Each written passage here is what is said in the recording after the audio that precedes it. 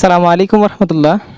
আমার একটা প্রশ্ন হচ্ছে, চতুর্দিকে যে বন্যার পানি, এই পানিতে কিন্তু অনেক মানুষ মৃত্যুস্বাদ গ্রহণ করতেছে। ওই যে মৃত্যুস্বাদ গ্রহণ করতেছে, তারা কি এই জানাতে যাবে কিনা, বা তাদেরকে একটা মানে তাদেরকে আমরা শুনতেছি তারা কি শহীদ হবে কিনা?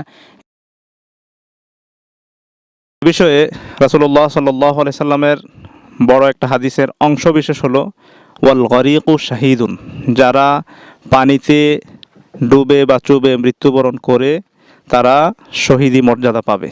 তো বন্যার পানিতে যারা আকস্মিকভাবে মৃত্যুবরণ করলো, আমরা নিঃসন্দেহে এটা বলতে পারি যে আল্লাহ রাব্বুল আলামিন তাদের সমস্ত গুনাহ খাতা মোচন করে দিয়ে তাদেরকে অবশ্যই শাহাদাতের মর্যাদা দান করবেন ইনশাআল্লাহ। এক্ষেত্রে আমরা শোকসন্তপ্ত পরিবারের কাছে বিনীত অনুরোধ জানাবো, আপনারা ধৈর্য ধারণ করবেন, মায়েদের জন্য প্রাণ খোলা দোয়া করবেন। আমরা দৃঢ়ভাবে বিশ্বাস করি যারা মৃত্যুবরণ করেছে বন্যার পানিতে বা ডুবে যে কোনোভাবে,